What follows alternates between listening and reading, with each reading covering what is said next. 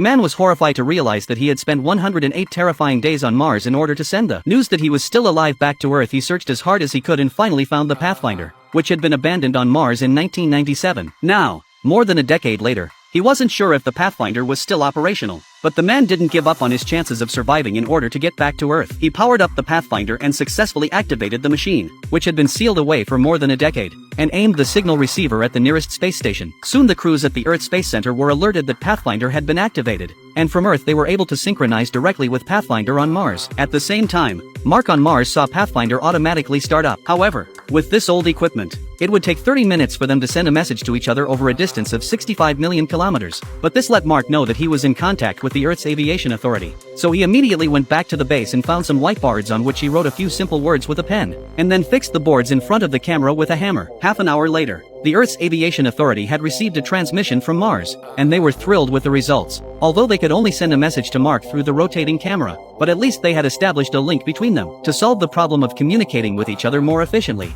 Mark thought of using hexadecimal. He drew a circle around the Pathfinder and placed signs at regular intervals, each sign representing a letter of the alphabet. At the space agency, the same process was carried out so that they could turn their cameras to the corresponding subtitles and Mark would record them, and then, through simple deciphering, they would be able to get the messages they were sending to him. But this took a lot of time and only allowed them to communicate with each other for a short while. But soon the space agency's think tanks came up with a solution. They spent a few days teaching Mark to tamper with the Pathfinder's code, connecting the Pathfinder's communications to the rover so that the space agency could communicate with Mark through the rover without any obstacles. This interplanetary communication attracted the attention of all the NASA workers, who were impressed by Mark's performance. But they had to tell Mark that he would have to live alone on Mars for 4 years before they could resume the Battlestar Galactica 4 mission, and before he could return to Earth. Luckily, Mark had a good stockpile of potatoes, and with the nutrients from the potatoes, he'd be able to survive for a year, until the space agency could build a rocket and send him supplies to get him through the 4 years. But things didn't go their way that night. When Mark arrived at the lab, the pressurized channel suddenly malfunctioned and the lab broke at some point, causing a pressure difference between the inside and the outside of the lab, and finally there was a violent explosion.